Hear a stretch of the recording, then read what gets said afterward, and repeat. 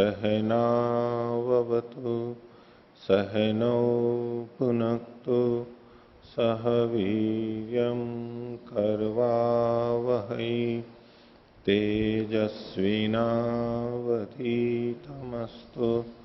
मा विद्विषावहै। ओम शांति शांति शांति। मीमांसा दर्शन की 159वीं कक्षा।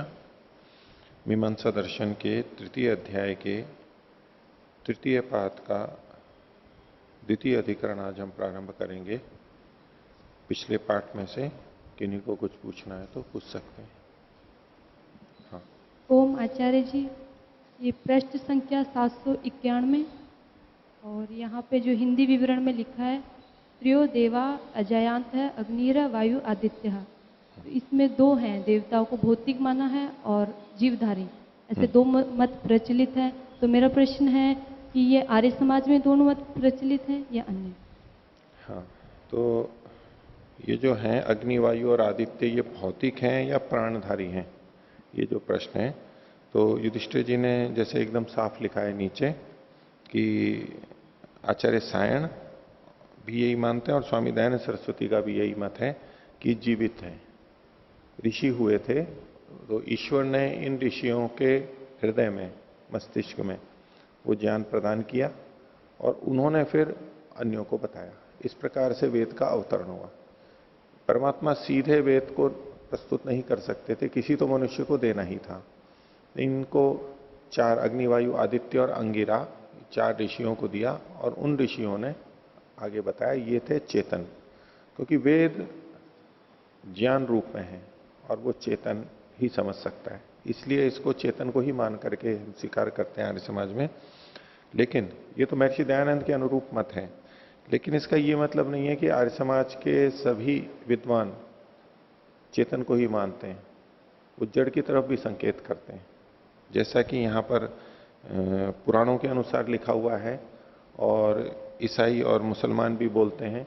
अब ये जो इसको कहते हैं कि उनकी पुस्तकें आकाशीय पुस्तकें हैं, आकाश से उनका अवतरण हुआ। तो आकाश का मतलब आकाश जड़ भूत जो आकाश है उस तरह से जो लेते हैं इन्होंने, युधिष्ठिर जी ने तो उस तरह से लिया है।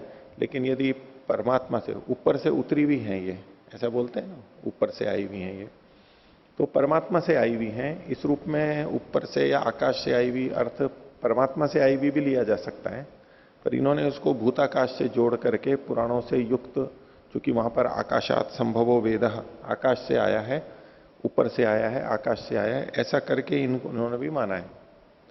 तो इसको परमात्मा का उपलक्षक मान सकते हैं कि हमारे अंदर नहीं हुआ, हमारे को बाहर से अंदर प्रवेश हुआ है। हमारे को मतलब प्रारंभ के चार मनुष्यों को, चार ऋषियों को।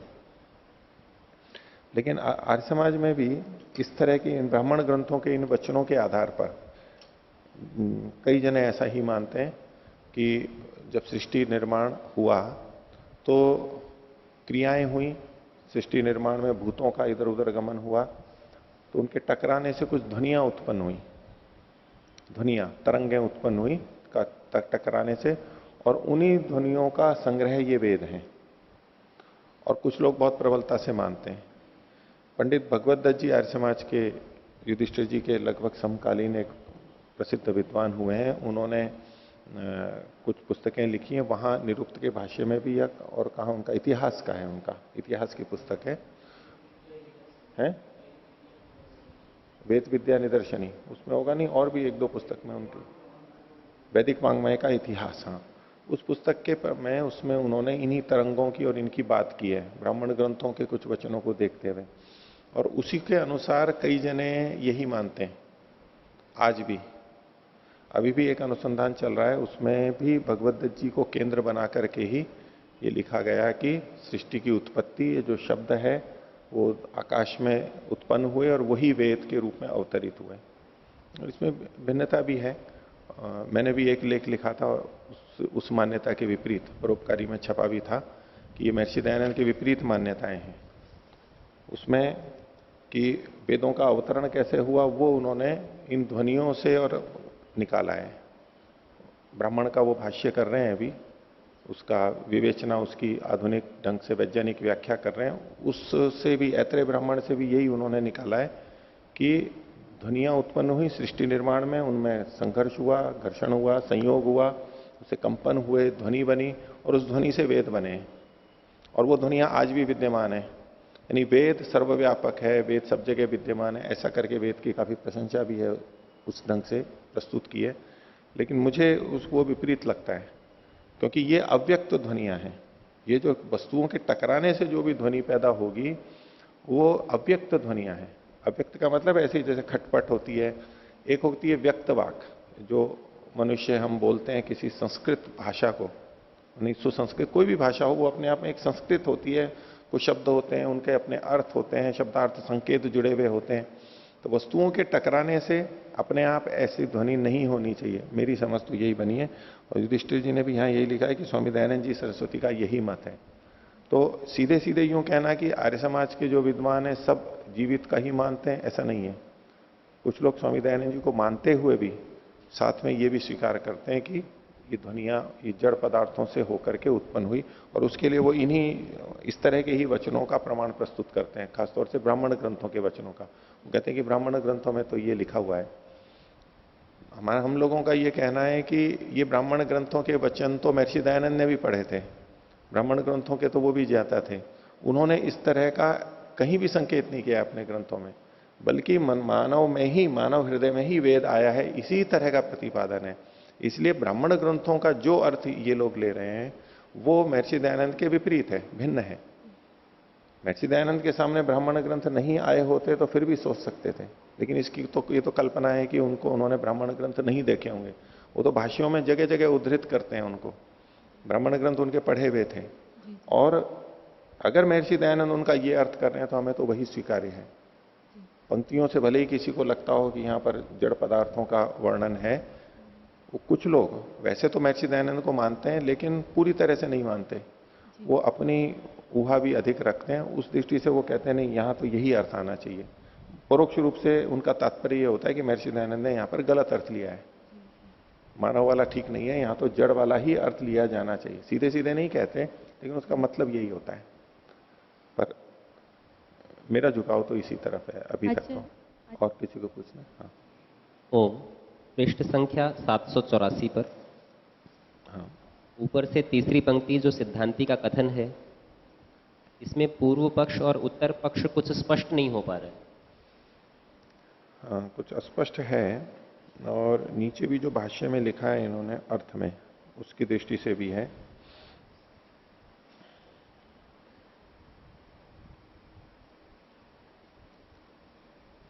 इसमें क्या अल्प विराम पूर्ण विराम की इसमें भी भेद है, और उसको करते हुए भी जिस जिस तरह से अर्थ लिखे हैं वो दोनों ही तरह से स्पष्ट है, पूरी संतुष्टि नहीं है उसमें, नहीं है।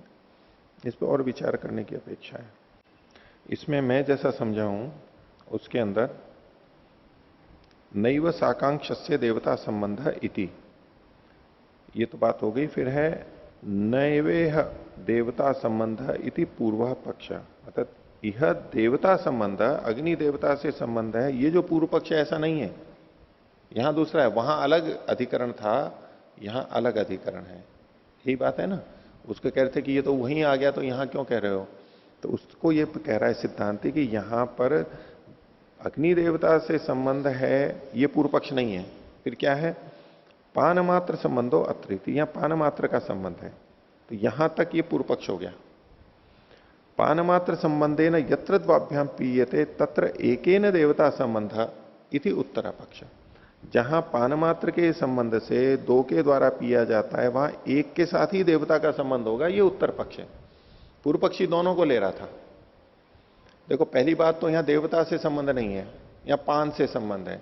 अब पान से संबंध है तो दो देवताओं को लेकर के मानेंगे या एक ही देवता को लेकर के मानेंगे, तो उसमें एक देवता से संबंधित होगा। तेन तत्र एकेन देवता संबंध इति उत्तर पक्ष, ये यहां पर मानेंगे। यदि हम यूं कहेंगे तत्र एकेन, यहां पूर्ण विराम लगा रखा है, यहां तक हमने पूर्व पक्षी का मान लिया, तो देवता संबंध इति उत्तर पक्ष, ये उत्तर पक्ष नहीं है। देवता संबंध, केवल देवता संबंध, देवता संबंध की तो बात ही नहीं है यहां पर। देवता है लेकिन यहां पर पान की बात है। इसमें देखिए जो नीचे लिखा हुआ है ना,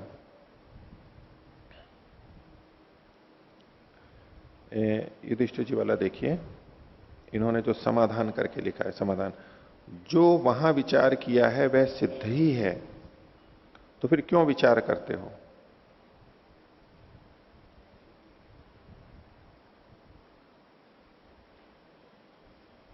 वहां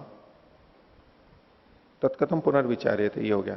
तो वहां साकांक्ष का देवता संबंध नहीं है ऐसा कहा गया है। नैव साकांक्ष से देवता संबंध, साकांक्ष का देवता से संबंध नहीं है ये कहा गया। ठीक है, यहां तक हो गया।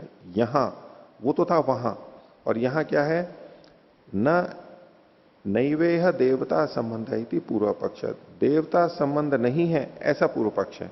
यहां पर देवता संबंध नहीं है ऐसा पूर्व पक्ष है। एक तो ये अर्थ इन्होंने किया है, इसकी जगह मैंने क्या कर रहा था, देवता संबंध है ऐसा पूर्व पक्ष नहीं है। तो देवता संबंध नहीं है वो भी कह सकते हैं, तो किसका संबंध है? पान मात्र संबंधो अत्र इति, यहां पान मात्र का संबंध है। ठीक है, देवता संबंध नहीं है, यहां पान मात्र का संबंध है। यहां तक एक बात हो गई, और ये पूर्व पक्ष वाला हो गया। अच्छा, ये यहां तक हो गया। और पान मात्र संबंध है ना, यत्र द्वाभ्याम पीयते, तो पान मात्र का संबंध होने से जहां दो देवताओं से पान किया जाता है वहां एक से भी पिया जाता है। तत्र एकेन अपीति, एक से भी पिया जाता है। यहां इन्होंने फिर अलग कर दिया पूर्ण विराम, देवता संबंध है इति, यहां देवता का संबंध है ऐसा उत्तर पक्ष है, इसलिए पुनरुक्त नहीं है। तो देवता का संबंध नहीं है ये तो उपनिषेध करके आ रहे थे।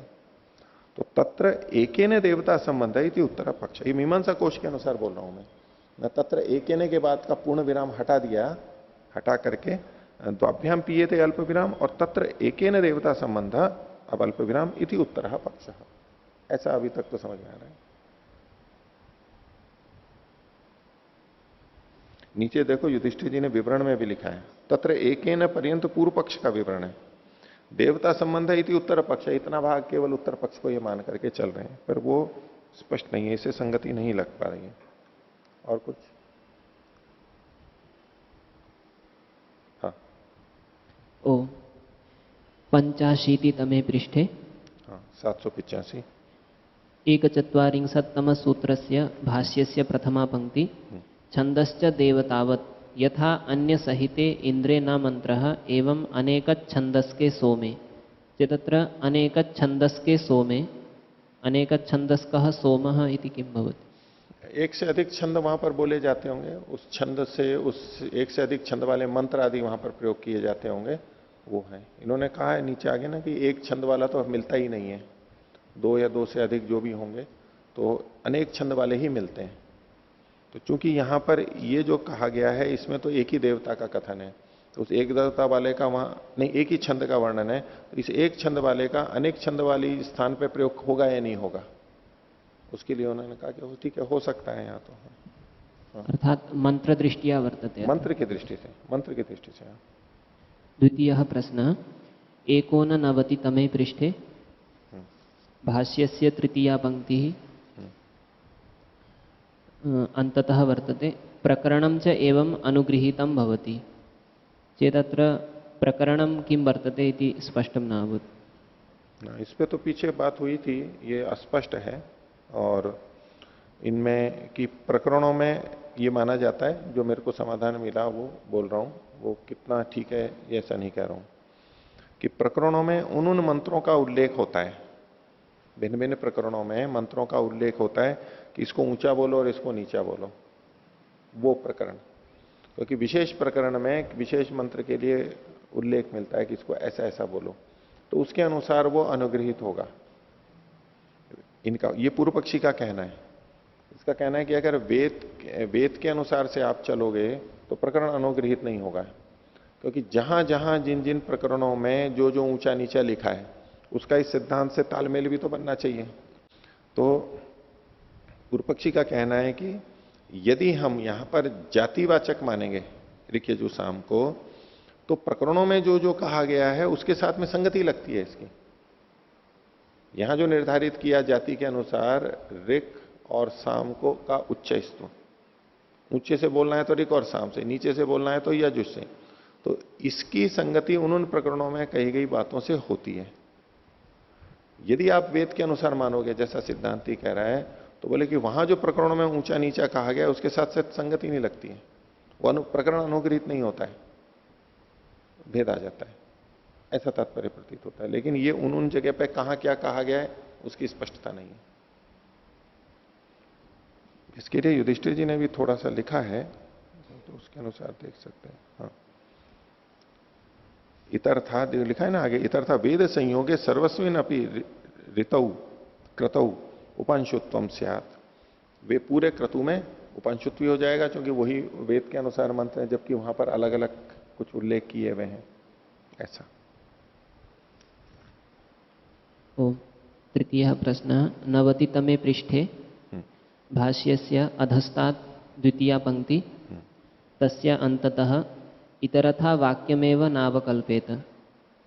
यदि उपरि यद् वचनम् उद्धृतं वर्तते प्रजापतिर्वा इदमेक आसीत् चेत् तस्य निगमने उच्यते उच्चैर्ऋचा क्रियते उच्चैः साम्ना उपांसु यजुषा इति चेत् तस्मिन् विषये वदति यदि ऋगादिभिरपि वेदवचनै एव उपसंहारेण भवितव्यम् अन्यथा वाक्यमेव न अवकल्पते इति कथम न। ये वाक्य कैसे नहीं होगा, क्योंकि ये जो ऊपर इन्होंने गहरे में दिया है प्रजापतिर्वा इदम एकमेव आसीत्, वहां वेद शब्द लिखा हुआ है, और फिर नीचे उच्चै ऋचा क्रियते उच्चै सामना आदि जो ये है, ये इनकी वाक्य की वाक्यता नहीं संगत हो जाएगी।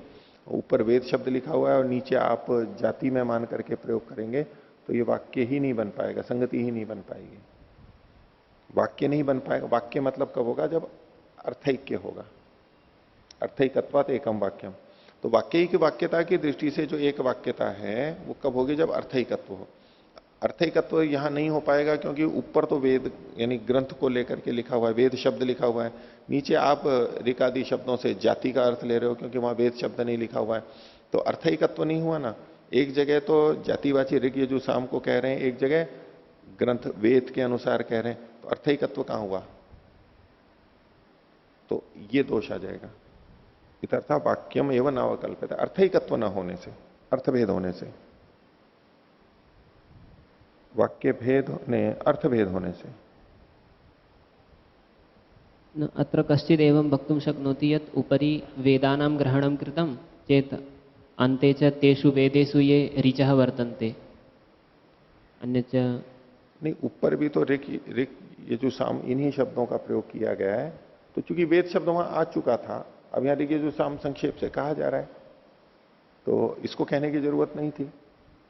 इसके लिए तो केवल और भी तो प्रमाण है ना, लिंगाच्य आदि भी जो दिए हैं, केवल इतने मात्र से तो नहीं। इसमें कोई कह सकता है कि चलो इसमें शायद ऐसा भी हो, भाई शायद ऐसा हो, तो उसके लिए प्रमाण देना होगा कि क्यों ऐसा ही हो। केवल संभावना करने की शायद ऐसा हो सकता है, इससे तो पहली बात खंडित नहीं होगी। ये भी हो सकता है तो वो भी हो सकता है, तो ये ही क्यों और वो ही क्यों, तो उसके लिए इन्होंने क्या कि इतर्था वाक्यम एवं नावकल्पेता और तत्र अनर्थका एवं भवेयुः, ये वाक्य ही अनर्थक हो जाएंगे, तस्मात् वेदाधिकार आई थी। ठीक है, तो आगे देखिए पृष्ठ संख्या 795, दूसरा अधिकरण। आधाने गानस्य उपांशुताधिकरणम। आधान मतलब अग्न्याधान जब करते हैं उसमें गान को उपांशु रूप में बोलना चाहिए, उपांशु धर्म उसमें कहा जा रहा है। पिछले वाले अधिकरण में हमने देखा कि गान यानी तो ये सामगान है, उसके लिए उच्च स्तु धर्म बताया हुआ है। तो आधान में जब सामगान किया जा रहा है तो वो ऊंचे से बोलना चाहिए या उपांशु बोलना चाहिए, ये इस अधिकरण का विषय है। तो सिद्धांति का मत है कि आधान में गान की उपांशुता होगी। क्यों है वो भाष्य में स्पष्ट होगा। अस्ति आधानम, आधान का विषय में प्राप्त होता है, या एवं विद्वान अग्निम आधत्ते इति तद याजुर्वैदिकम। ये जो आधान है ये कर्म, तत्मत यह कर्म यजुर्वेद से संबंधित है। कर्म, अभी पीछे मंत्र की चर्चा थी, मंत्र वेद से जुड़े हुए थे, और अब कर्म भी वहां से जोड़ते हुए उसको मिला करके देख रहे हैं दोनों को। तो तत् यजुर्वैदिकम, ये जो आधान क्रिया है ये यजुर्वेद से संबंधित है।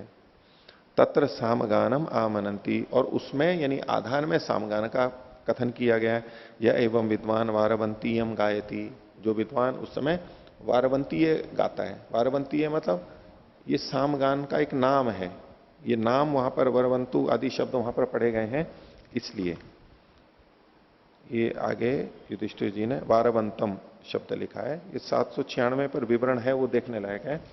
तो वारवंतीयम गायती या एवं विद्वान यज्ञा यज्ञियम गायती, यज्ञा यज्ञ नाम का सामगान करता है।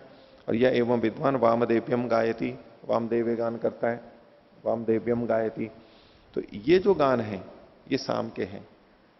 इसमें कहते हैं तत्र संदेह किम आधाने सामगानम उच्च उत उपांशु इति। अब आधान के प्रसंग में सामगान है, उसको ऊंचे से बोला जाए या नीचे से बोला जाए? पूर्व पक्षी कहता है उच्च रीति प्राप्तम, ऊंचे से बोलना चाहिए। क्यों? कुतः सामवेदेन एतत् क्रियते यद वारवंती आदि भी, वारवंती आदि से जो किया जाए वो सामवेद से किया जा रहा है, उसमें गान हो रहा है। तस्माद उच्च ही एतानी सामानी गयानी थी, इसलिए ऊपर से गाना चाहिए। तो दो पक्ष इसलिए हैं कि कर्म तो आधान कर्म तो है यजुर्वेद का, यजुर्वेदिक, और मंत्र है वहां पर सामवेद का। तो कर्म के अनुसार वहां धर्म लगना चाहिए या मंत्र के अनुसार धर्म आना चाहिए उच्चस्तु का, ये विचार का विषय बना हुआ है। अच्छा, इसमें जैसे एक शब्द लिखा है याजुर्वैदिकम, याजुर्वैदिकम, तो इसमें कई बार हो जाता है याजुर्वेदिकम बोल देते हैं, जैसे आयुर्वेदिक ऐसा बोल देते हैं ना कई बार, ये आयुर्वैदिक शब्द बनेगा। आयुर्वेद तो में तो एक ही मात्रा है, लेकिन आयुर्वैदिक बनता है। जैसे यहां याजुर्वैदिक है, वो दोनों में जैसे कि अधिभूत है तो आधि भौतिक, दोनों पदों के आदि अच को वृद्धि होती है इसमें। अनुशतिक आदि नाम चाहे वो गण पढ़े गए हैं, उसके अनुसार यहां पर वर्णन किया जाता है। और जैसे कि पारलौकिक, पर और लोक दोनों थे, मिला दिया और फिर इसमें दोनों पदों के आदि अच को वृद्धि हो जाती है, तो पारलौकिक, पारलौकिक नहीं बोल सकते, आधिदैविक। ऐहलौकिक, इह और लोक तो ऐहलौकिक ऐसे शब्द बनते हैं। ऐसे ही आध्यात्मिक, कई जने उसको बोल देते हैं आध्यात्मिक बोल देते हैं। अध्यात्म, अध्यात्म से संबंधित है, आध्यात्मिक वहां पर बनता है वैसे तो शब्द। तो ये याजुर्वैदिक वैदिक होता है। नहीं तो बोलते हैं कॉलेज कौन सा, बोले आयुर्वेदिक कॉलेज है, आयुर्वेदिक लिखा हुआ भी मिलता है, बोलने में भी ऐसा ही चलता है, आयुर्वैदिक ऐसा बोलना है। ये कौन सी औषधि है, क्या बोलते हैं? आयुर्वेदिक बोलते हैं। आयुर्वेदिक औषधियां ले रहा हूं, आयुर्वेदिक, आयुर्वैदिक, पर वो बोलने में थोड़ा कठिन है, इसलिए उच्चारण में आदत में नहीं है हमारे। हिंदी में आयुर्वेदिक ही चल रहा है अभी।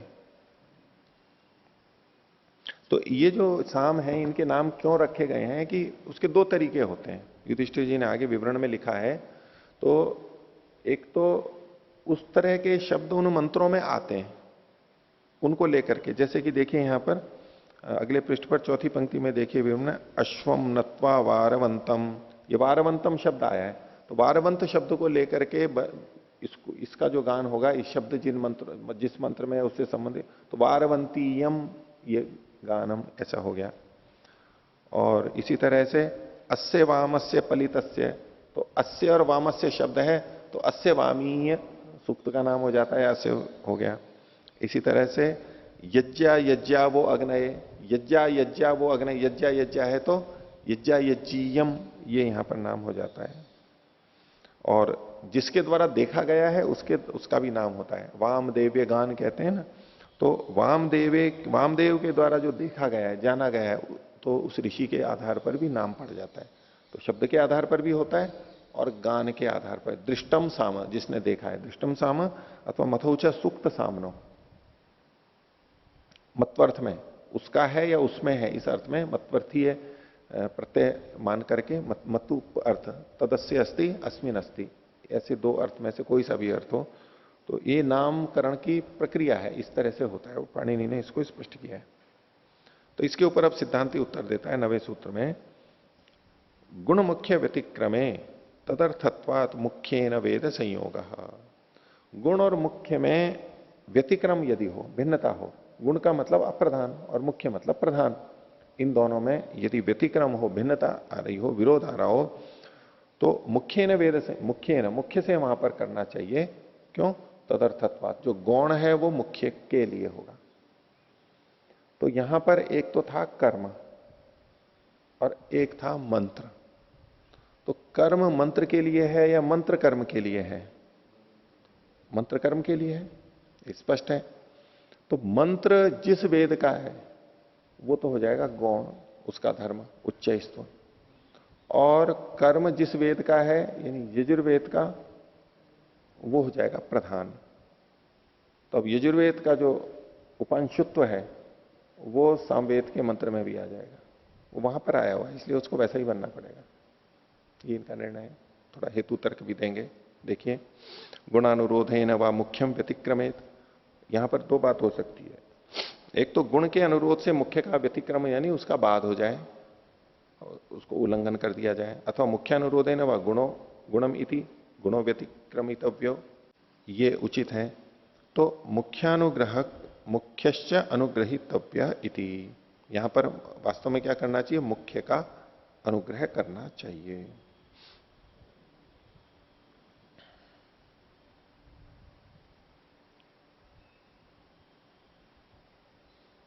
इसमें न्याय्य जो है ये आगे से जोड़ना चाहिए। फिर तो गुणानुरोधे न व मुख्यम व्यतिक्रमेत एक पक्ष, मुख्यानुरोधे न व गुणम इति, अच्छा गुणम इति ये हो गया। अब गुणों व्यतिक्रमितव्यो इति न्याय है, गुण का व्यतिक्रमण करना चाहिए, गुण को हटा, गुण को भले ही छोड़ दें, तो अप्रधान है उसके धर्म को छोड़ा जा सकता है, ये न्याय है। तो इसलिए मुख्यश्च अनुग्रहितव्य इति, कुतः, क्यों ऐसा? तो मुख्यार्थत्वात् गुणस्य, गुण के मुख्य का लिए होने से, अप्रधान के प्रधान के लिए होने से, गुणस्य अनुष्ठानेन मुख्य सगुण कथम स्यात् इति गुणे प्रवर्तते। तो गुण के अनुष्ठान से, गुण का अनुष्ठान किस लिए किया गया? ताकि मुख्य गुण वाला हो जाए, मुख्य के गुण के लिए गुण का विधान किया गया, सगुण हो जाए, इसीलिए प्रवृत्त होते हैं। और गुण प्रवृत्तिया चेत मुख्य से गुण हानिर्भवती, यदि गुण की प्रवृत्ति से मुख्य की हानि हो जाए तो गुण प्रवृत्त फलमेव न अवाप्तम भवती, तो गुण की प्रवृत्ति से फल ही प्राप्त नहीं होगा।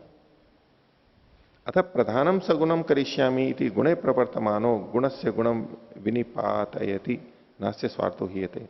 और जो प्रधान को सगुण करने के लिए गुण की प्रवृत्ति होती है, तो गुण का गुण भले ही हट जाए लेकिन इससे न से स्वार्थो हीयते, इससे इसका अपना स्वार्थहीन नहीं होता है, स्वार्थ उसका बना रहता है। ना सो गुणम सगुणम कर्तुम प्रवर्तते, गुण को सगुण करने के लिए प्रवृत्ति थोड़ा ना हुई थी। गुणश्च सामगानम, सामगान गुण है, प्रधानम आधानम, और आधान यहां पर प्रधान है। आधान से यजुर्वैदिकत्वात् उपांशुता गुण, और आधान चूंकि यजुर्वेद से संबंधित है इसलिए इसकी उपांशुता गुण यहां पर आएगा। सगुण धर्मम उच्चैस्तम सामवैदिकम बाधते, और ये जो गुण ये जो है प्रधान का जो गुण है, ये गुण के धर्म को यानी उच्चैस्तु को, जो कि सामवेद का है, उसको बाधित कर देगा।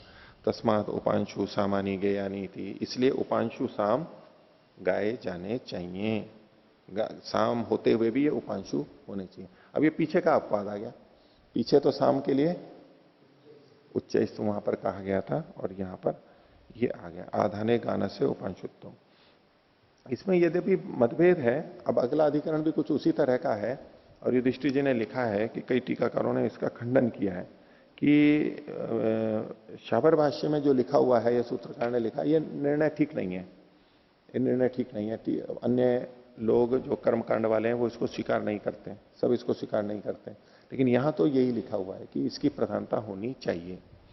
अब इसमें देखो एक लौकिक उदाहरण आपको दें कि कोई व्यक्ति है मुख्य और उसका नाम है, प्रचार कार्य करता है, अब उसने किसी भजनोपदेशक को रखा, अब उनमें से कौन प्रधान और कौन गुण है?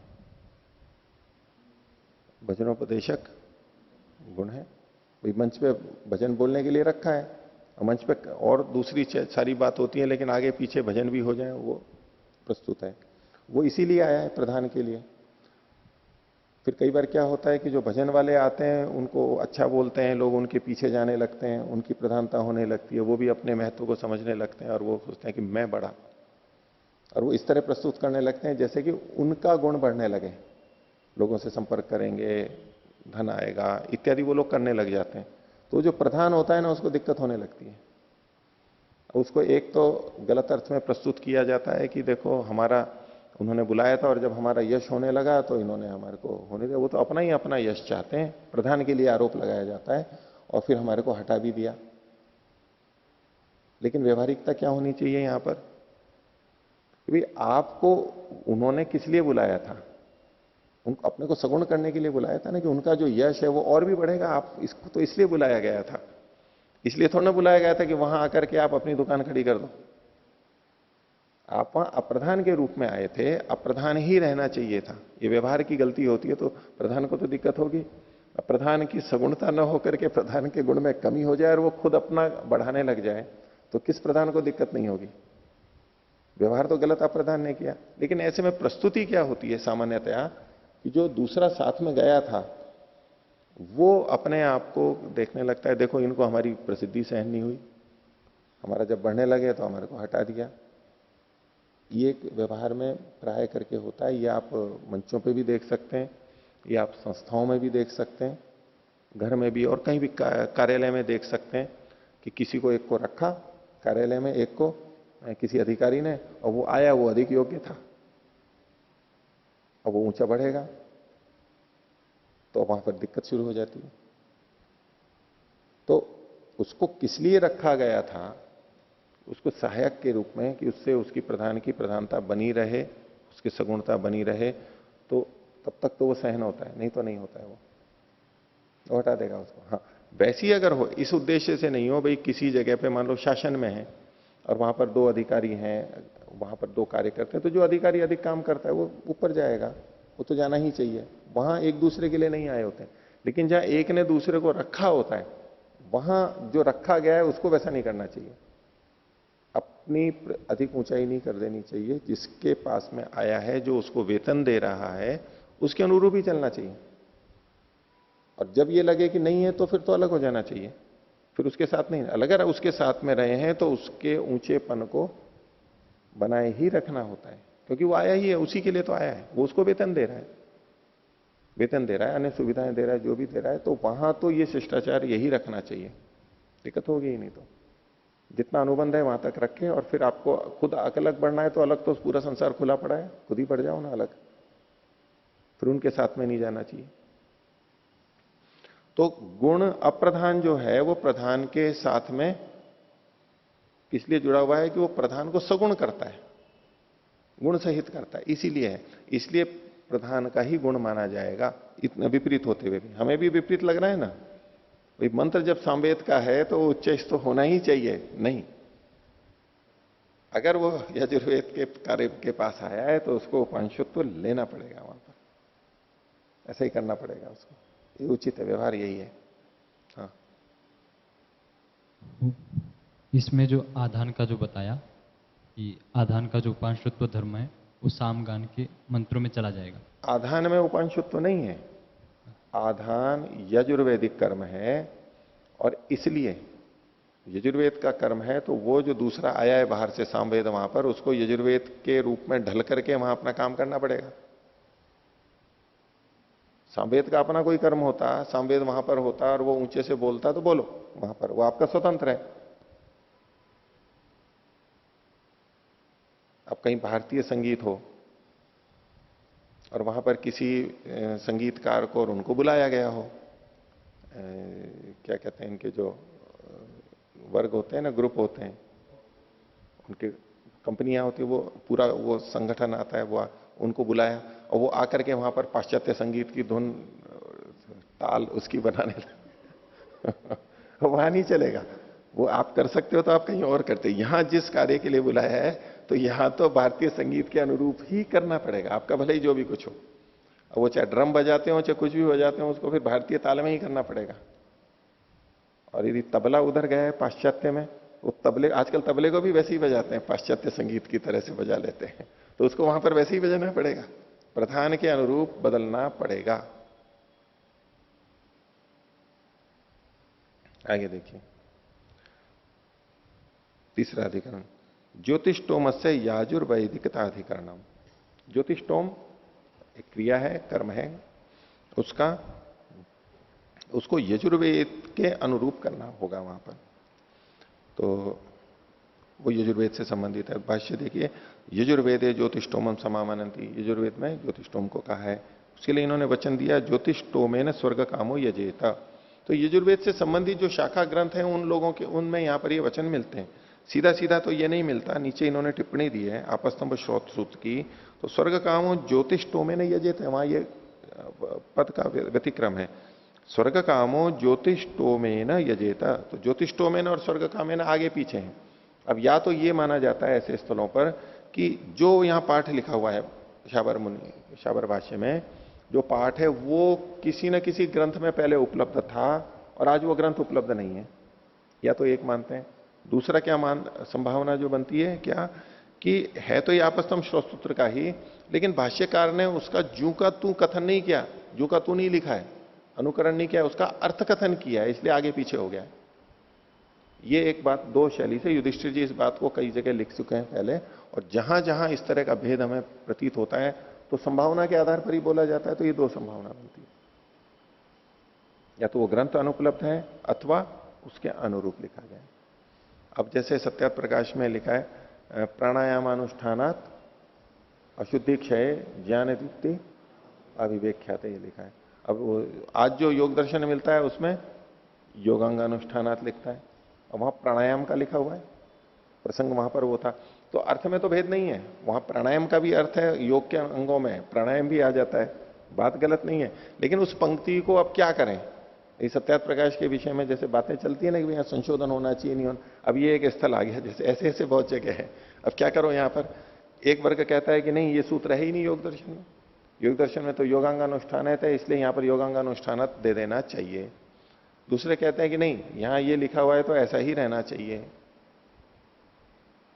अब उसमें हम तो वो कह सकते हैं कि भाई स्वामी दयानंद जी ने जो ये लिखा, ये जो पंक्ति लिखी गई है वो अर्थ कथन है उसका, इस सूत्र को जूंगा तो उद्धृत नहीं किया जा रहा है, उसकी बात को। और प्रसंग में चूंकि प्राणायाम चल रहा था इसलिए उन्होंने उस बात को प्राणायाम के अनुष्ठान से वो बात लिख दी है यहाँ पर। ये कोई सूत्र को जूंगा तो उठा के नहीं कहा गया, ठीक है, उस जैसा योग दर्शन में सूत्र मिलता है। तो अगर हम कहें कि यूं का तू सूत्र माना जाए वहां पर कि भाई ये लिखा हुआ है ये तो सूत्र का ही कथन है, इस सूत्र का नहीं, यहां पर अर्थ का कथन है, कुछ बात कहना चाहते हैं बस, उसके लिए इन शब्दों का प्रयोग किया है, वो सूत्र को यूं का तो उद्धृत नहीं कर रहे हैं। अथवा यूं माने कि स्वामी दयानंद जी के समय में ऐसा ग्रंथ योग दर्शन रहा होगा जिसमें ये सूत्र मिलता होगा, इस रूप में मिल सकता होगा। तो यहां तो कह रही ये संभावना कम है इसमें योग दर्शन वाले प्रसंग में, सत्यार्थ प्रकाश वाले प्रसंग में, लेकिन इन जगहों में ये दो संभावना है। इसके अलावा और क्या संभावना हम कर सकते हैं, इन सब जगह देखें तो ज्योतिषों में स्वर्ग कामो यजेता, ये है यजुर्वेद में पढ़ा गया है। तथा सामवेदे अपि अस्य एवं एव समामनानम, सामवेद में भी बोले ये मिलता है, सामवेद से संबंधित जो ग्रंथ है वहां भी ये वाक्य मिलता है। तो अब जो कर्म करेंगे, ज्योतिषोम करेंगे, उसको यजुर्वेद का माने या सामवेद का माने, और किस वेद का मानेंगे उसके अनुसार वहां धर्म बदल जाएंगे। तो हमें क्या करना चाहिए, अब जैसे एक मंत्र कई जगह आता है, ये तो चलो आज की संहिता में नहीं मिलता है, लेकिन इस तरह का समाधान हमारे वहां पर भी किया जा सकता है कि एक मंत्र कई वेदों में आ रहा है, एक से अधिक, 2 में या 3 में भी आ रहा है, 4 में भी कहीं हो सकता है।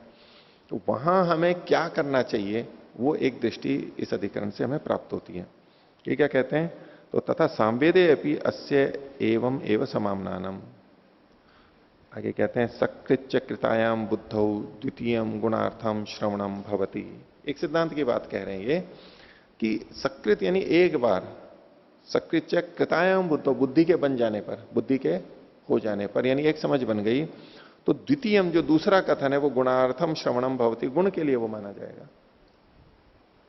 अगर एक ही मंत्र 2 जगह एक ही जैसा है, बिल्कुल एक जैसा है, तो उसमें पहले वाले मंत्र से जो बुद्धि बन गई है तो दूसरा वाला मंत्र उसके गुण के लिए माना जा रहा है। एक सोचने की बात है, विचारणीय बिंदु है। एक तो हम माने कि दोनों ही मंत्र दोनों जगह स्वतंत्र रूप से कहे गए हैं और दोनों ही प्रधान है, जब ये पुनरुक्तियों वाली बात आती है कि मंत्र बार बार आ रहे हैं तो उसके कई उत्तर दिए जाते हैं कि भाई वहां भी उस प्रसंग में ये घट रहा था, यहां भी कहने की आवश्यकता थी, कह दिया यहां पर भी। जैसे कि अष्टाध्यायी आदि के सूत्रों में कई सूत्र बार बार आते हैं अलग अलग प्रसंग में, तो ठीक है, वहां प्रसंग में संगत होता है, वो थोड़ा अर्थ ऊपर से लेकर के प्रसंग के अनुसार कुछ अर्थ भिन्नता होती है। ऐसे मंत्र आए हुए हैं, अथवा एक भी अर्थ हो तो भी वहां भी आवश्यकता थी इसको कहने की, महत्वपूर्ण बात थी, यहां भी कह दिया है इसको, उसमें क्या आपत्ति है। तो कई बार पूरे मंत्र की आवृत्ति होती है, कई बार एक पाद की, एक चरण की आवृत्ति होती है, कई बार कुछ कुछ 2-3 शब्द होते हैं वो बार बार आते हैं, इसको पुनरुक्ति करके दोष के रूप में कथन किया जाता है। तो यहां एक बात कही जा रही है कि ये दोनों चीजें यजुर्वेद और सामवेद दोनों में आ रहे हैं, तो यजुर्वेद में जो आया वो, या किसी भी एक में एक बार जो बुद्धि बन गई तो दूसरा उसके गुण के लिए माना जाएगा। 2 जगह अगर कथन आया तो दूसरा गुणार्थ माना जाएगा। अभी और विवेचना कर रहे हैं। तत्व संदेह, तो जब इस एक प्रधान हो जाएगा एक गौण हो जाएगा तो अब संदेह क्या है, किम याजुर्वैदिकम आमनानम क्रियार्थम समवैदिकम गुणार्थम उत विपरीतम इति। तो यजुर्वेद में जो कहा गया है वो क्रिया के लिए है और सामवेद में कहा गया है वो गुण के लिए, प्रशंसा के लिए, अप्रधान के लिए है, ऐसा माने, अथवा विपरीत माने कि सामवेद में जो कहा गया है वो क्रिया के लिए है और यजुर्वेद में जो कहा गया है वो गुणार्थ है, वो गौण है। किसको हम माने, किसको प्रधान माने, और उसके अनुसार धर्म में भेद आएगा। तो इसमें ये समाधान कर रहे हैं, यतरश्च आमनानम क्रियार्थम तद्धर्म भविष्यति। कौन सा यजुर्वेद सामवेद कौन सा होगा वो तो नहीं, पहले एक नियम बता रहे हैं कि जो भी कथन क्रिया के लिए होगा उसी के धर्म वाले वहां पर, उसी के धर्म वहां पर होने चाहिए, क्योंकि क्रिया मुख्य है। पीछे भी देख के आए कि मंत्र क्रिया के लिए है। तो किम तावत प्राप्तम, तो सामवैदिकम क्रियार्थम यजुर्वैदिकम वा इति अनिश्चयो विशेष अनवगमनादिति। बोले सामवैदिक क्रिया के लिए है या यजुर्वेदिक क्रिया के लिए है, इसमें अनिश्चय है, क्योंकि विशेष का अवगमन नहीं हो पा रहा है, कोई विशेष हेतु नजर नहीं आ रहा है कि किसको हम प्रधान क्रिया के लिए माने, जिसके धर्म यहां पर आ सके। एवं प्राप्ते ब्रूमा, इसका उत्तर सिद्धांति के द्वारा दिया जा रहा है। 10वां सूत्र है, भूयस्त्वेन उभय श्रुति ही। अधिकता से दोनों की श्रुति है। दोनों की श्रुति जहां पर होती है, जिस कर्म में दोनों की श्रुति हो रही है वहां पर भूयस्त्वेन अधिकता से निर्णय आएगा। जहां अधिक धर्म पढ़े गए हैं उसको माना जाएगा। उभय श्रुति में युधिष्ठिर जी ने लिखा है नीचे, इसमें बहुरी समास समझना चाहिए। और उभय श्रुति का मतलब जहां दो जगह वो मंत्र आ रहा है, वचन आ रहा है, तो इसको भी उपलक्षण मानना चाहिए। कहीं 2 से अधिक 3 या 4 में भी आ रहा है तो वहां भी यही नियम काम करेगा। हम यूं नहीं कहते हैं कि भाई यहां तो 2 के लिए ही लिखा है, 2 का ही नियम है, 3 में क्या करेंगे, नहीं 3 में भी यही बात लागू होगी। तो उभय श्रुति, उभय शब्द उपलक्षण के लिए है और उभय श्रुति में बहुरी समास है। भाष्य देखिए, भूयस्त्वेन गुणानाम परिच्छिद्येत। गुणों का के भूयस्व से ये परिच्छिन्न को यानी विशेषता को, पृथकता को प्राप्त होगा। गुणों की अधिकता के कारण ये पार्थक्य को प्राप्त होगा। यत्र भूयांशो गुणा समामनाता तत्र क्रियार्था चोदना इति गम्यते। जहां अधिक गुण पढ़े गए हैं वो क्रिया के लिए कथन है, विधि है, ऐसा जाना जाता है। दोनों जगह कुछ कुछ गुण पढ़े गए होंगे, तो जहां अधिक गुण पढ़े गए हैं वो क्रिया के लिए उसी को प्रधान मानना चाहिए। यत्र ही कर्तव्यतया चोदना तत्र इति कर्तव्यता आकांक्षते। जहां कर्तव्यता विधि है, ये करना चाहिए, केवल कथन मात्र है कि ये करना चाहिए, केवल यहां पर लेकर के चलना होगा। और वहां इति कर्तव्यता की आकांक्षा बनी हुई है। यदि इति कर्तव्यता भी होती तो वो केवल कर्तव्यता के रूप में चोदना नहीं होती, विधि नहीं होती, कथन नहीं होता। कर्तव्यता के रूप में कथन किया गया है, मतलब केवल करना चाहिए ये उल्लेख किया, ये कर्म करना चाहिए। लेकिन इति कर्तव्यता की आकांक्षा है, इसका मतलब कथम, इसका उत्तर वहां पर नहीं है। करना चाहिए ये तो लिख दिया, लेकिन कैसे करे इति कर्तव्यता वहां पर नहीं है। तो ऐसे में यत्र आकांक्षिता इति कर्तव्यता अस्ति, साथ में जोड़ लेंगे कि जहां ये जो आकांक्षित इति कर्तव्यता है, जो कि भाई कहां करना चाहिए, क्योंकि दूसरी जगह केवल कर्तव्य का कथन किया, विधि की गई, तो इति कर्तव्यता, आकांक्षित जो इति कर्तव्यता है वो जहां पर है, यानी उसका समाधान जहां पर है, तत्र इति कर्तव्यता वचनम न्याय्यम, वहीं पर ही इति कर्तव्यता का वचन भी समझ लेना चाहिए।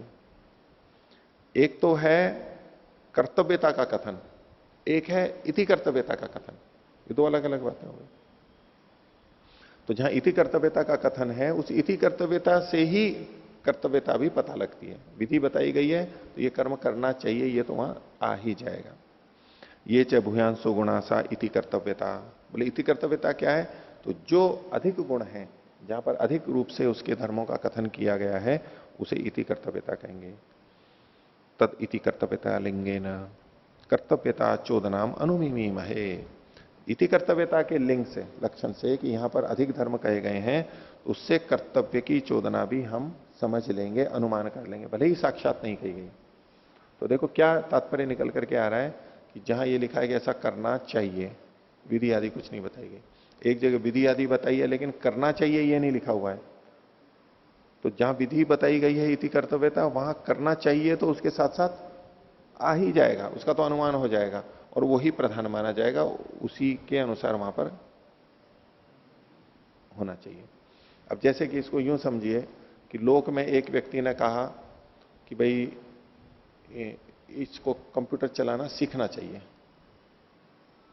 अब उसकी अपनी शैली है, वो कहां कैसे रहता है, करता है। जिसने कहा कि सीखना चाहिए और एक जगह पे वहां बताया गया है पूरा कि ऐसा करना चाहिए, ऐसा करना चाहिए, ऐसा करना चाहिए। अब किसके अनुसार काम करें? कुछ किसी धर्म में भेद है, तो जिसने ये बताया कि ऐसे ऐसे ऐसे ऐसे ऐसे करना चाहिए, सब कुछ बता रहा है, उसके अनुसार ही वहां पर चलेगा, इसके अनुसार नहीं। जिसने ये कहा कि ऐसा करना चाहिए, इतने उसके धर्म वहां नहीं जाएंगे। अब वहां पर सिखा रहे हैं, मान लीजिए ऐसा सीखना चाहिए, मान लो ऐसे कपड़े पहन करके चले गए ढीले ढाले, जहां पर यंत्रों की मशीनें हैं बड़ी बड़ी, कपड़े उलझ सकते हैं। अब वहां का अपना नियम है कि आपको ऐसे ही कपड़े पहनने चाहिए और ऐसे ही ये सब लगाना है, ये सब।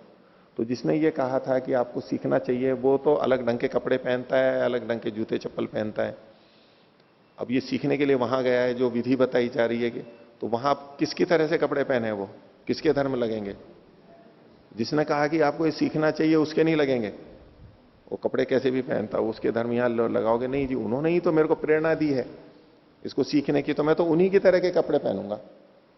नहीं, ये नहीं चलेगा वहां पर, ये कपड़े तो उलझ जाएंगे वहां यंत्रों के अंदर।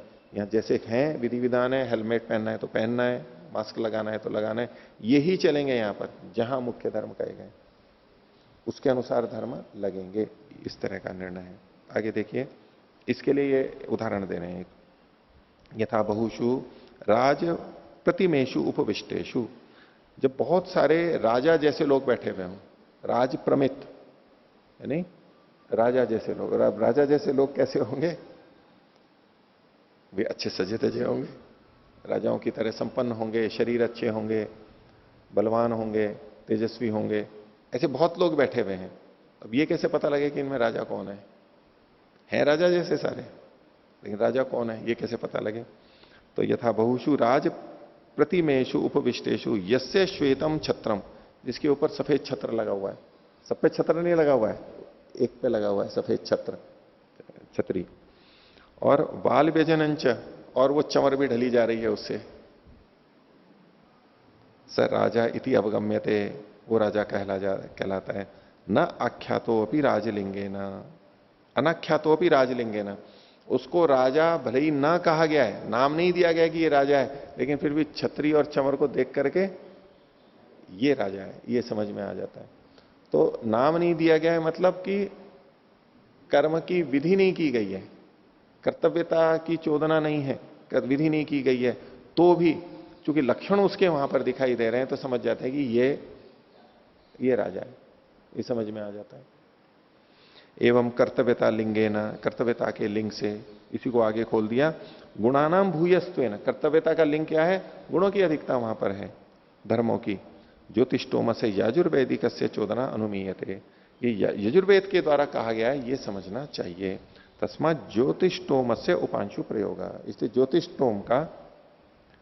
ज्योतिषोम में उपांशु का प्रयोग होगा। अब मंत्र भले ही सामवेद के आ रहे हैं वहां पर, लेकिन ये मंत्र जो आया, देखो ज्योतिषोम में ये मंत्र आया, ये मंत्र दोनों वेदों का है, यजुर्वेद में भी है और सामवेद में भी है। और इन्होंने पीछे अधिकरण में क्या सिद्ध किया था कि उच्चैश्वर उपांशुत्व वेद के अनुसार से होगा।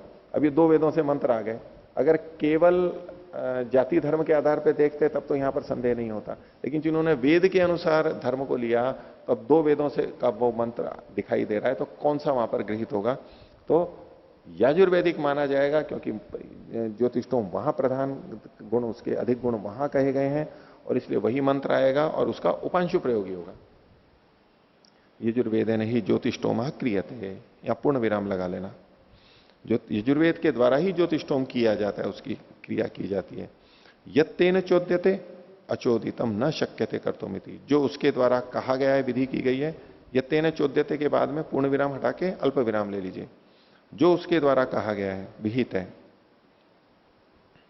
क्योंकि वो उसके द्वारा विहित है। और अचोदितम न शक्यते कर्तुम, जो उसके द्वारा नहीं कहा गया है वो वहां नहीं लगेगा, यानी उच्चस्तव वहां नहीं आएगा, उपांशुत्व वहां पर प्राप्त हो जाएगा। इसी के ऊपर विवरण में युधिष्ठिर जी ने टिप्पणी की है कि वार्तिककार ने इस व्याख्यान को निष्फल कहा है, और कुतूहल वृत्तिकार ने भाष्यकार के अनुरोध से अधिकरण का व्याख्यान करके, यानी जैसा भाष्यकार ने कहा है वैसा कुतूहल वृत्तिकार ने व्याख्यान कर दिया है, लेकिन अन्यथा व्याख्यान किया है, फिर भिन्न रूप से स्वतंत्र व्याख्यान किया है। तो सब जने इस बात को स्वीकार नहीं करते। उनका यह कहना है कि ज्योतिषोम भले ही यजुर्वेदिक कर्म है, लेकिन यदि उसमें मंत्र आया है वो, तो उसमें उच्चस्तव होना चाहिए, उच्चस्तव होना चाहिए। इनका कहना है कि भाई दोनों वेदों से मंत्र आया है, तो अब यहां पर तो उसी का ही घटेगा। कई बार होता है जैसे कोई कर्म हो रहा है, मान लो विवाह हो रहा है या तो कोई और ऐसा कर्म हो रहा है, दो पक्ष हैं, पितृ लड़के का पक्ष और लड़की का पक्ष। अब वो संस्कार किसकी विधि से होगा वहां पर? वो कहे कि वैदिक रीति से हो, आर्य समाज की रीति से, वो कहे कि पौराणिक रीति से हो, कौन सा होगा वहां पर? टकराव होगा ना, लड़की वाले की तरफ से या लड़के वाले की तरफ से।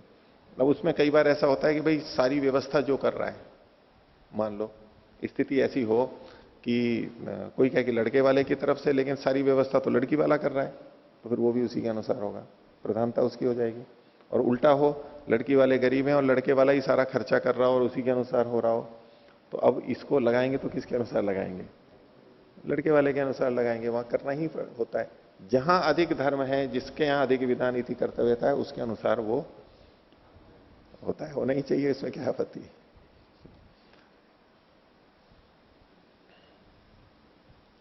आगे चौथा अधिकरण, प्रकरण से विनियोजकता अधिकरण। प्रकरण भी विनियोजक होता है, श्रुति लिंग वाक्य प्रकरण स्थान और समाख्या। तो अब यहां पर से ये प्रकरण के बारे में चला रहे हैं, इसकी भूमिका में भी इन्होंने स्पष्ट किया है। उक्तानि विनियोग कारणानि श्रुतिर्लिंगम वाक्यमिति। विनियोग के कारण श्रुति लिंग और वाक्य के बारे में तो पहले कह चुके हैं, अब और कहां कहां कहा है उसको भी बता रहे हैं। श्रुति ही ऐन्द्रियागार्हपत्यम इति द्वितीया विभक्ति, ये वचन दिया, पहले आ चुकी है चर्चा। गार्हपत्यम ये श्रुति है, लिंगम मंत्रेशु वचन सामर्थ्यम, दूसरा है लिंग, मंत्रों में जो वचन का सामर्थ्य है वो लिंग है। बर्हिर्देव सदनम दामी, बर्हि शब्द है, ये लिंग पहले आ चुका। वाक्यम ये तीसरा है। अरुणया क्रीणाति, अरुणया पिंगाक्षा, ये जो वाक्य है, वाक्य से वहां पर अर्थ जाना जाता है। ये तीन चीजें तो बताई जा चुकी। अथ किम एतासु किम अथ किम एतावंती एव विनियोग कारणानि, क्या विनियोग के कारण इतने ही हैं, तीन ही हैं या कुछ और भी हैं? इति उच्यते। किम अपरम कारणम यदि प्रश्ने नैव उपक्रमा, और कौन से कारण है? बस यही इसका प्रारंभ है अधिकरण का। भवती च प्रश्ने नैव उपक्रमा, प्रश्न से भी उपक्रम हो सकता है। पीछे अभी तक कितने कैसे उपक्रम होता था? विषय वाक्य आता था, उसमें संदेह होता था, यहां पर सीधे प्रश्न से उपक्रम है, हो सकता है ऐसा भी। जैसे उदाहरण दे रहे हैं, यथा का नामेयम नदी, इस नदी का क्या नाम है? को नामायम पर्वतः, इस पर्वत का क्या नाम है? किमिदम फलमिति, ये फल क्या है? ऐसे उठा करके भी प्रकरण चलाए जा सकते हैं। तो तद उच्यते, अब इसमें सिद्धांती अपना बात रख रहा है। 11वां सूत्र, असंयुक्तम प्रकरणात् अल्प विराम इति कर्तव्यतार्थित्वात्। तो असंयुक्तम, इसका मतलब है कि जो और किसी से संयुक्त ना हो, श्रुति लिंग और वाक्य से जिससे भिन्न हो, वो प्रकरणात्, प्रकरण से वहां पर निर्णय होता है। यानी श्रुति लिंग वाक्य से जहां निर्णय नहीं हो पा रहा है, वहां पर प्रकरण से भी निर्णय हो सकता है। क्यों? इति कर्तव्यतार्थित्वात्, ये इति कर्तव्यता की अर्थिता, इति कर्तव्यता की आकांक्षा रखने वाले के कारण से, क्योंकि वहां इति कर्तव्यता की आकांक्षा है।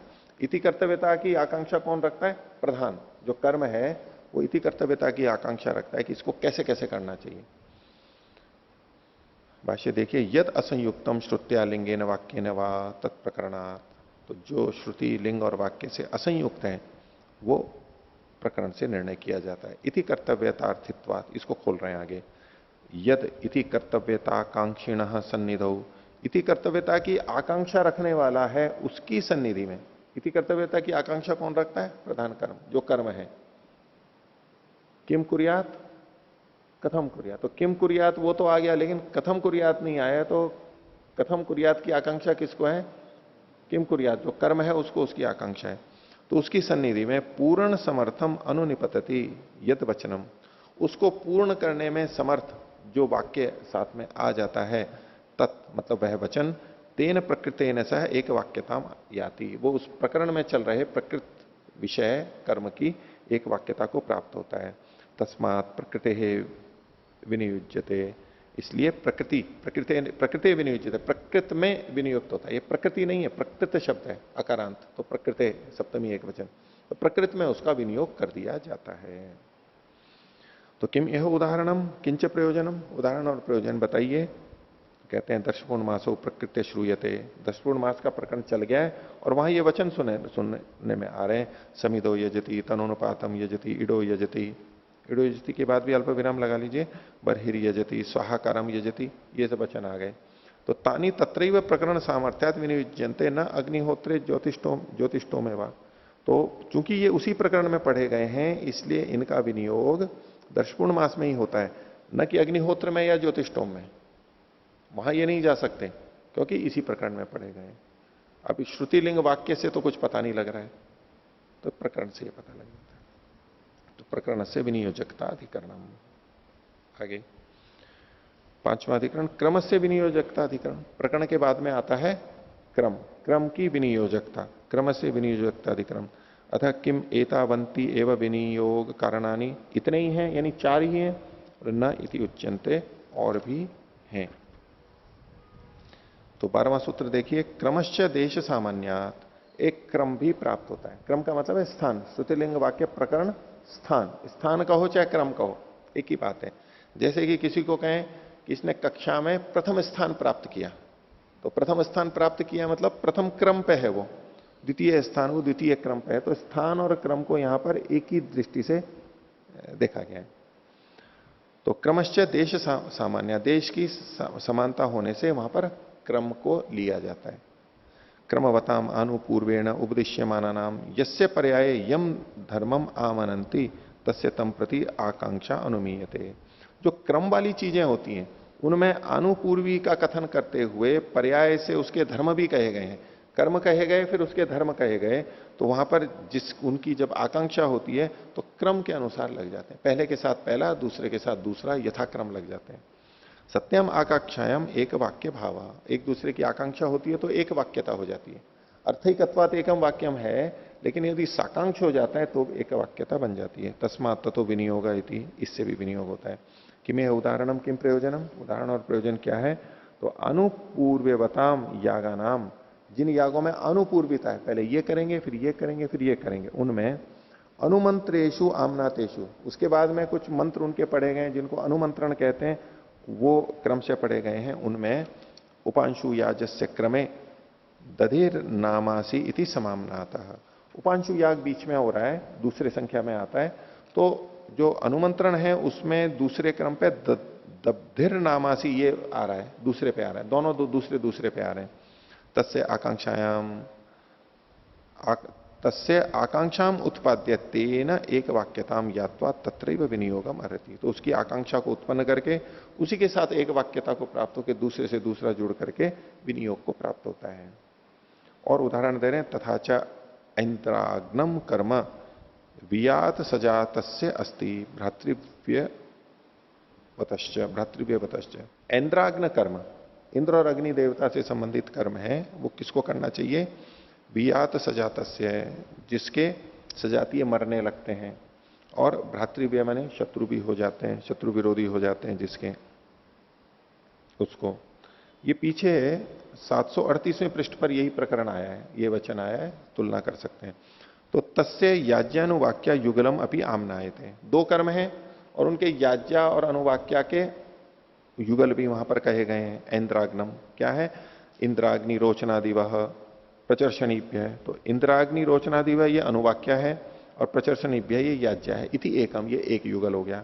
और अपरम दूसरा है इंद्राग्नि नवतिम पुरः, ये अनुवाक्या, और स्नथत वृत्रम ये याज्ञा। ये दो युगल पढ़े गए हैं। तो तत्र लिंगाद विनियोगे सिद्धे, लिंग से तो विनियोग सिद्ध हो गया है, क्योंकि इन दोनों में इंद्र और अग्नि देवता आए हैं, दोनों युगलों में इंद्र अग्नि देवता आया है, तो वो इंद्राग्नि में प्रयोग किया जा सकता है। लिंग से तो दोनों ही प्राप्त हो रहे हैं, यानी केवल लिंग से निर्णय नहीं हो पा रहा है। तो लिंगाद विनियोगे सिद्धे विशेष विनियोगो भवती, इस विशेष के द्वारा यहां पर विनियोग होता है। कैसे? पूर्वम युगलम पूर्वस्य इंद्राग्न से, उत्तरम उत्तर से। पहला वाला युगल पहले वाले इंद्राग्न के साथ लगेगा, दूसरा वाला दूसरे इंद्राग्न के साथ लगेगा। यानी पहला वाला वियात सजात में लगेगा और दूसरा वाला भ्रातृव्य में लग जाएगा।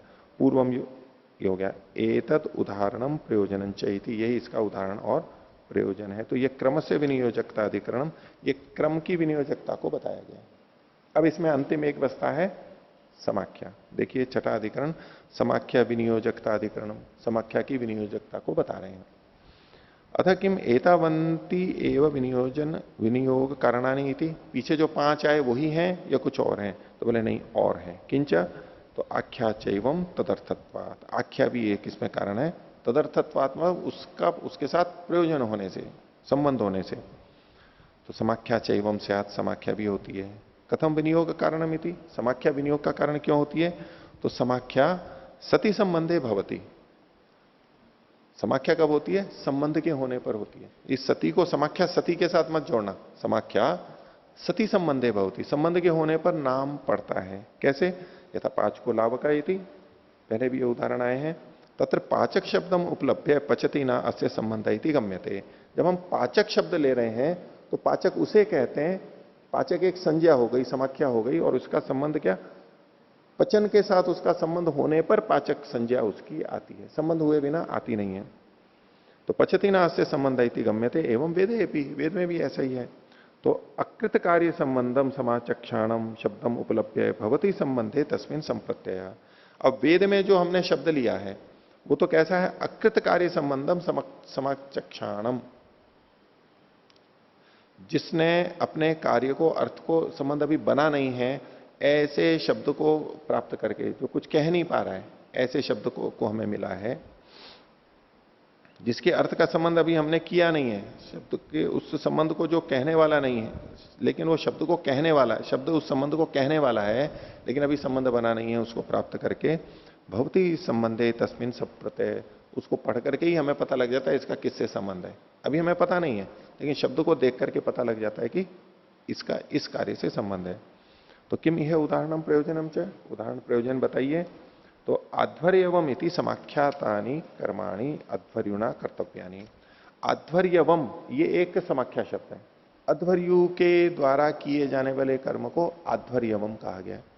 तो बोले आध्वर्यवम ये जो समाख्या है, जिनका नाम रखा गया है, ऐसे जो कर्म है, तो अध्वर्युणा कर्तव्यानि, जो अध्वर्यु के द्वारा कर्तव्य के योग्य हैं, करने योग्य हैं, ये हमें पता लग जाता है। तो समाख्या को देख करके संबंध का हमें पता लग रहा है। इसी तरह होत्रम इति च होत्रा, होत्रम यानी होत्र से, होता से संबंधित कर्म, होत्र ये एक संज्ञा हो गई, तो हमें पता लग जाता है कि होता के द्वारा किए गए कर्म है, संबंध का पता लग जाता है। तो एतद उदाहरणम प्रयोजन चाहिए, उदाहरण प्रयोजन समझना चाहिए। समाख्या विनियोजकता अधिकरण, समाख्या के द्वारा भी हम विनियोजन करते हैं। ये कर्म किसके द्वारा किया जाना चाहिए? अध्वर्यु के द्वारा या होता के द्वारा? नाम देख करके हमें पता लग जाता है कि ये इसके द्वारा किया जाना चाहिए। तो इस प्रकार से ये श्रुतिलिंग वाक्य प्रकरण स्थान समाख्या 3 का पहले हो चुका था, 3 का वर्णन यहां पर आ गया है। अब इसके आगे का जो प्रकरण चल रहा है वो बलाबल प्रकरण चलेगा, कि इनमें पूर्व वाला बलवान है, बाद वाला दुर्बल है, तो कैसे है। बलाबल प्रकरण इसको कहते हैं, बहुत प्रसिद्ध प्रकरण है मीमांसा का, बलाबल प्रकरण। और इसे जो लोग पढ़ते हैं वो इस बलाबल प्रकरण तक ही पढ़ते हैं, यहां तक पढ़ के बस फिर पूरा हो जाता है। 3-3 का बलाबल प्रकरण तक, पाठ्यक्रमों में भी बलाबल प्रकरण तक लगता है। लंबा चलेगा ये, इसको हम आगे देखते हैं। आज का पाठ इतना ही रखते हैं। प्रणाम।